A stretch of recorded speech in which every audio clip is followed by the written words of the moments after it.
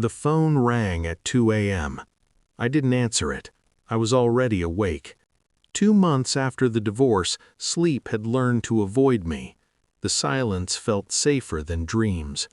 Then the ringing stopped, and a message followed. "It's me, Hannah. I'm outside."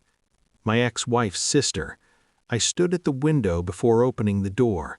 Streetlight, her car, engine still running, like she might leave if I didn't move fast enough. When I opened the door, she didn't look at me. She held out a thick envelope and a folded note, creased like it had been opened and closed 100 times. Her voice shook. "Oliver, if you're reading this, something's gone wrong." Those weren't her words. They were my ex-wife's. Hannah swallowed. "She told me if anything ever happened, I was supposed to give you this." I didn't ask questions. I already felt it. That slow, sinking pressure behind the ribs, the kind you only feel when the past comes back sharpened. I took the envelope. It was heavier than paper should be. Hannah finally met my eyes. "I'm sorry," she said. That was when I knew. The note was written in my ex-wife's handwriting, clean, precise, the same way she used to label spice jars, the same way she used to lie. "Oliver, if you're reading this, it means I couldn't control it anymore. I'm not the person you thought you married. I tried to fix it, I really did, but some things rot quietly." There was no apology, just confession. I sat at the kitchen table and read it twice, then a third time slower. Between the lines were years I thought I understood. She talked about a mistake that wasn't a mistake, about a relationship that started before our wedding, about promises made in hotel rooms while I was at work, building a life for someone who was already living another. What she didn't say mattered more. She didn't name him, she didn't mention dates, and she didn't explain why Hannah was the one delivering it now. At the bottom of the envelope was a USB drive and a sealed lab report. That was when my hands stopped shaking. I didn't confront anyone. I smiled at work, paid bills, drank coffee, lived like a man who had already been broken once and learned the value of silence. At night, I listened. Phone records don't lie when you know where to look. Neither do cloud backups or deleted messages that were never really gone.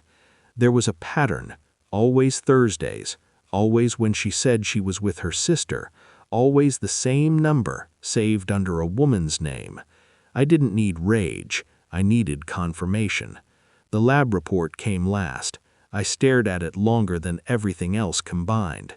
The numbers were clean, clinical, merciless. The child she miscarried during our marriage wasn't mine. That explained the guilt, the distance, the way she cried alone but never in my arms. She hadn't been mourning a loss, she'd been hiding evidence. I waited until the funeral, her funeral. She'd crashed her car 2 weeks earlier, single vehicle, no witnesses.